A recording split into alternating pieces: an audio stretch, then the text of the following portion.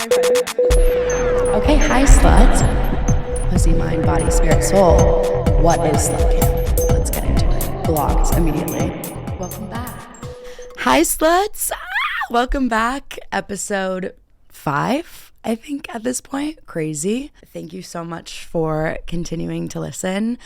I don't know at what point you have watched this entire, I don't know how far you've gotten with me, but if you're here, hi. I'm Emma. Again, gotta reintroduce myself. Mother slut, your aunt, like whatever you want to call me. That's me. So, you know, we have to do our slut affirmation, but first, cheers. I don't have a shot with me today, but maybe next episode. You never know. Cheers. Raise your glass. Yeah. Happy weekend. If you're doing your makeup, if you're getting ready, if you're having sex listening to this, hot, obsessed. Hi. So our slut affirmation, you know we have to do one. Our slut affirmation for this episode, it's kind of a sweet one. I was feeling kind of like cute and like sentimental, but you have to just tell yourself wherever you go, because I know we've all had this feeling. I've had this feeling. I told you guys back in the 54-year-old episode. I was like not feeling so hot about myself one night, and it happens to everyone in the city at some point. You just go out and like you're just not paid attention to at the bars, and that's totally fine, but you just kind of have to tell yourself whenever you enter a room that you're the hottest bitch in the room. You have to attract the energy. So I'm the hottest bitch in the room fucking ever. Okay? You walk into a bar, you walk into a man's room, you walk into girls from high school, their pregame, you're the hottest bitch there. Tell yourself that and it'll all be okay. Love y'all. So, my dating a DJ story. I feel that this story is very camp. It's very like relative to slut camp because it's camp in and of itself, meaning like Met Gala 2019 camp. Like it's like so what the fuck. Statistically, I feel that you're more than likely to date a DJ in like your slutty lifetime. Like it's unfortunate, but it's true. I feel like there's either aspiring DJ, current DJ, past DJ. Why do all men want to be DJs? I have so many friends where I'll go to their apartments and like men are just like blasting random EDM music from their room, and I just know they're trying to be like the next John Summit, and like it's not gonna happen, baby. I will start the story by saying it was 2023. Desperate times, desperate measures. Sometimes you enter this part of your life where you find yourself stooping to the level of dating a DJ. And it doesn't just happen to everyone and anyone. It's something that you stumble upon and you're just kind of like, okay, this is happening. And it happened so fast, you don't even know it's happening. One of my good friends from when I was like 16 years old who lives in the city had a friend whose friend was basically like single and ready to fucking mingle, ready to fuck, whatever. And I was desperado. Like this was like a drought of a summer. And I was just like literally anyone with a fucking dick that like can talk, like please. So I end up going on a like double date with him. He wasn't like giving what he needed to give, but after Tikiki, y'all know, it happened. So I ended up hooking up with him for so unfortunately longer than I should have. It was probably like 4 months before I was like, okay, let's not and say we did. There were several things that happened that I want to hit on during these 4 months that I would tell my friends periodically, my coworkers, and we called him something that I can't say his real name, so we'll say DJ David is his name. Okay. So DJ David and I were fucking, and he lived in Murray Hill, of course. He had a 1-bedroom apartment. Like it's honestly written in the stars the way that this came to be. It was all lit up as just a hookup. Like that was literally all it was. And I was kind of like, I'm 23. Also, he was 30. Okay. I'm 23 at the time. He's 30. So all of my friends are kind of like, oh, like, you know, it's just like a phase. Like he's just a DJ right now. And I'm like, no, he's 30. Like this is like, he's trying it.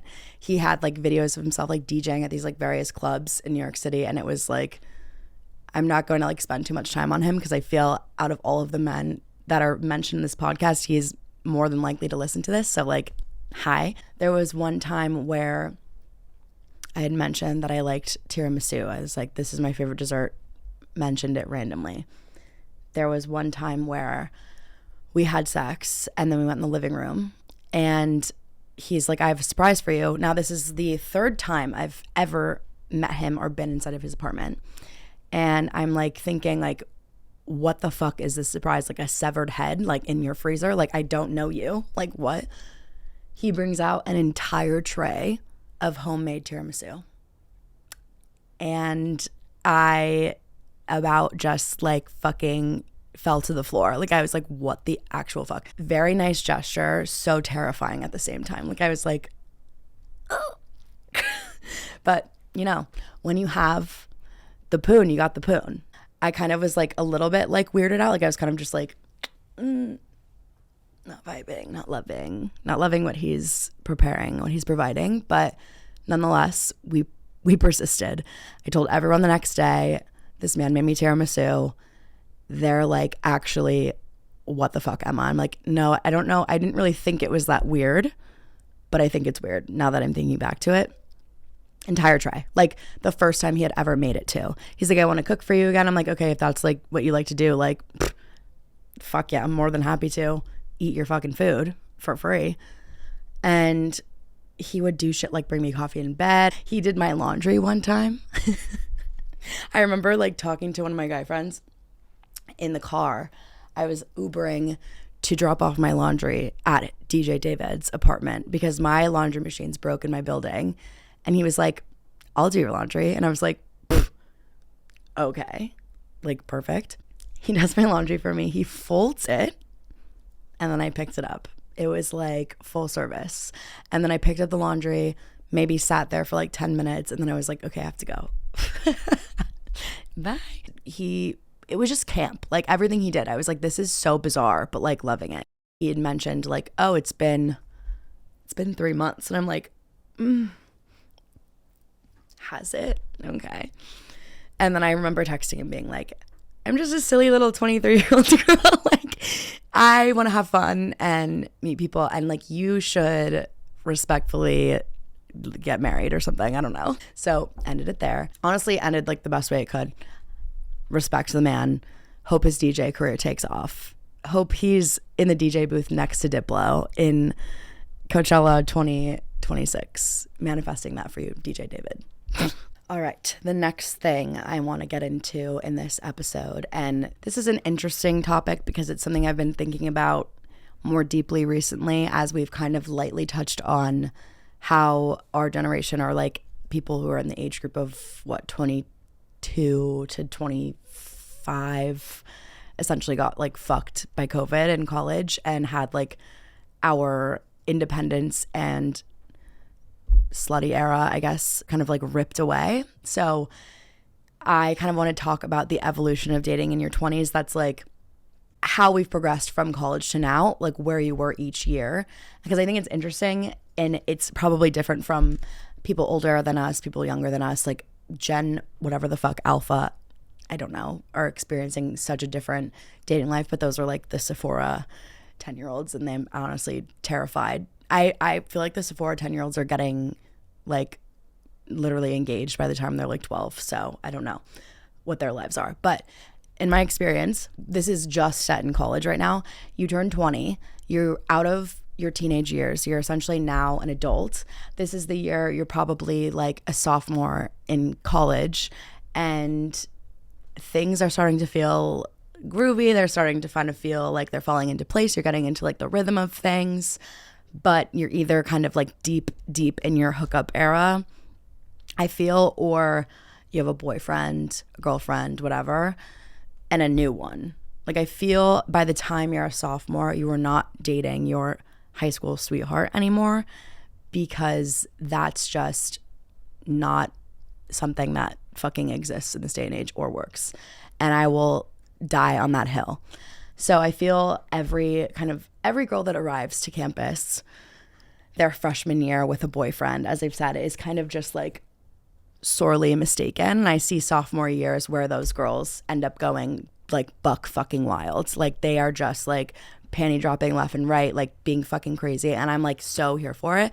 I personally did not have that experience because I had a psycho fucking first boyfriend my freshman year of college. And then my sophomore year, I was kind of like, okay, like we're getting into it. We're getting into the rhythm of things, which I feel is kind of like where everyone is.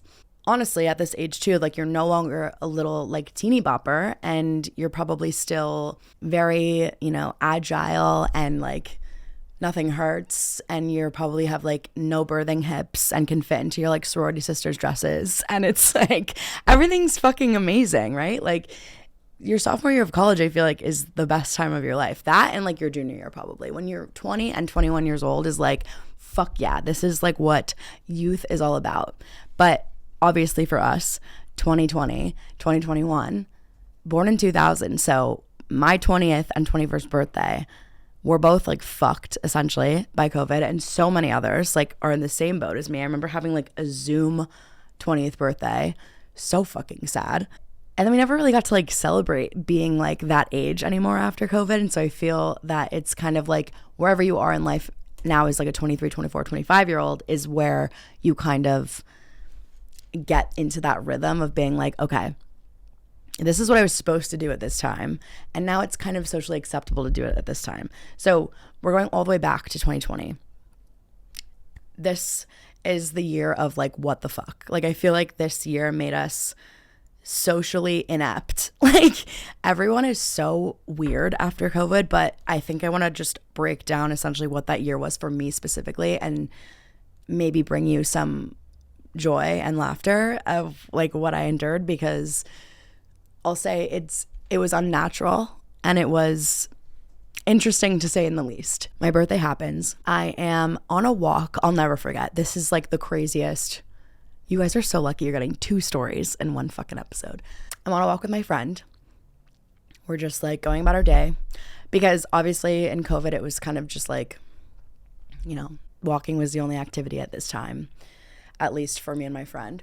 I see randomly on my Instagram, I get a notification, and it is from a follow. It was a follow from a verified Instagram account.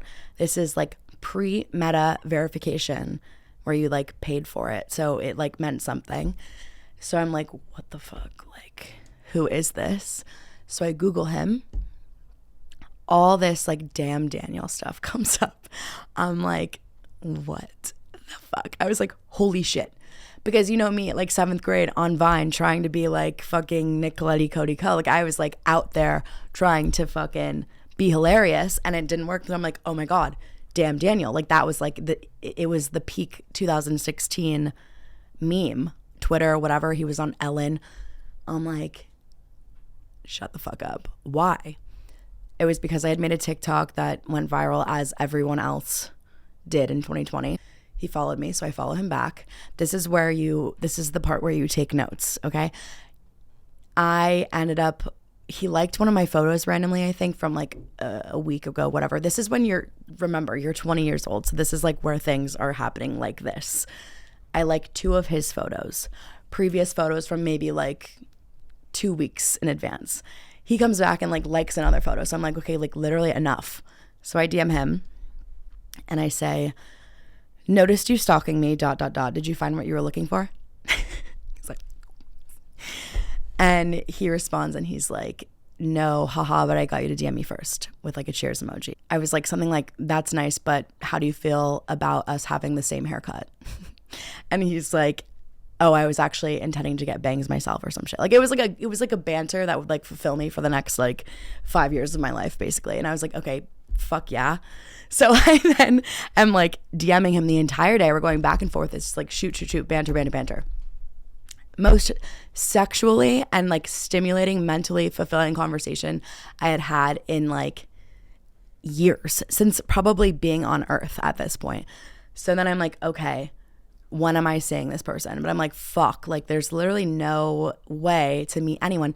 You're not going and seeing anyone unless you're like fucking breaking the law at this point. So I'm like, damn, Daniel, literally. So then he's like, I'm in Newport you want to cruise my van?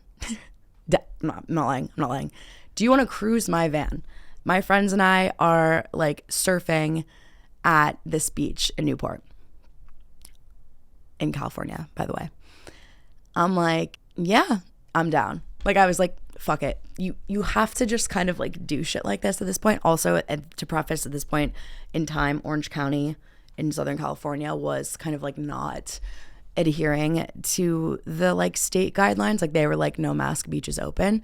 So it was like a different kind of world over there. I remember at the time my little and my sorority, one of them, was hooking up with a guy also in Newport. She was like, wait, I'm so down to go. Like, I'll go see what's his face, whatever. You go see Damn Daniel. Maybe we'll hang out for a little. It'll be like a whole day. I'm like, literally perfect. This is so bizarre and random, but like so fucking here for it. I remember telling all my friends and being like, Emma, what are you fucking doing? Like, what is going on? I'm like, just ignore it. It's like fully, it's for the plot. This is how I'm going to get famous. By fucking Damn Daniel. What is going through my head? I don't know. I'm like sick, apparently.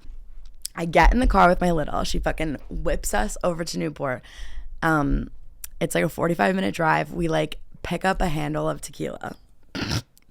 And we're like drinking it in like the parking lot somewhere. Like, we were just kind of like, holy fuck. I remember on the drive there, we're literally like, damn Daniel, like getting it all the fuck out, because like, we're like, are we gonna pretend that we don't know who he is, or are we gonna be like, so chill girl, like, oh yeah, I know who you are. Like, we were kind of just like, okay, what the fuck is the vibe? Like, what are we gonna do? We settled on, at least I settled on, not like acting like I didn't know, but in like a coy, like cool girl way. Like, I was like, no, he's not gonna know that I know. I'm just gonna be so chill. I remember we go into the parking lot. He is literally in a like orange, like Spicoli from Fast Times at Ridgemont High, like beat up van. And there's just like 10 like beautiful blonde surfing water polo men sitting in this van. And I'm like,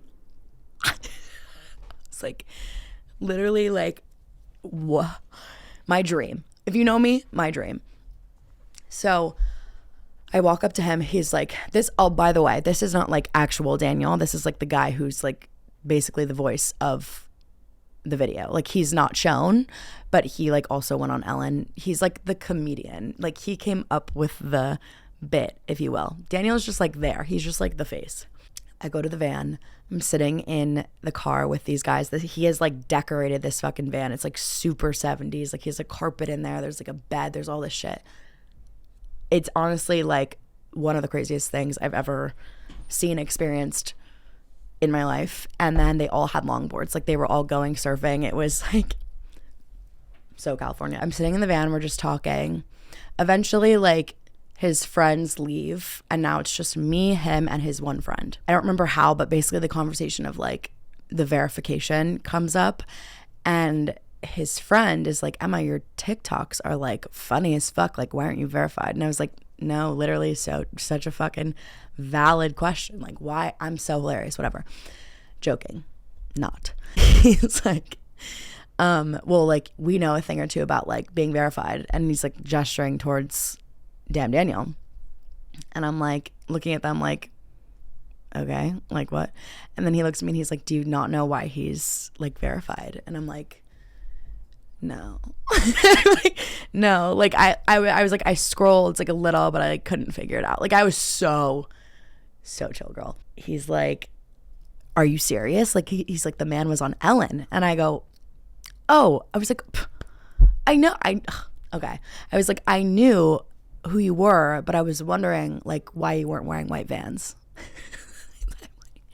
Actually, like, what the fuck? Like, he ate it up. He was like, I knew you knew the whole time, but like, I fuck with you for not saying anything. Like, that's sick. And I was like, actually tell me everything. Like, what is the drama? What happened to Daniel? Are you guys friends? Like, who got what? Why do you have this van? Like, what did you get from Ellen? Like, I want to know everything.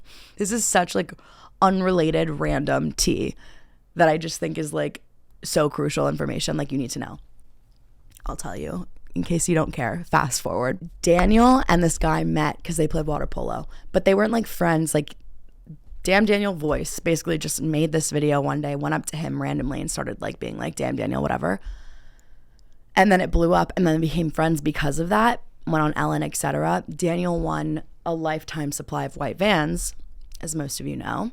Other one basically got a surfboard that said, damn Daniel, I was on Ellen, which was in the background of all of his FaceTimes. So.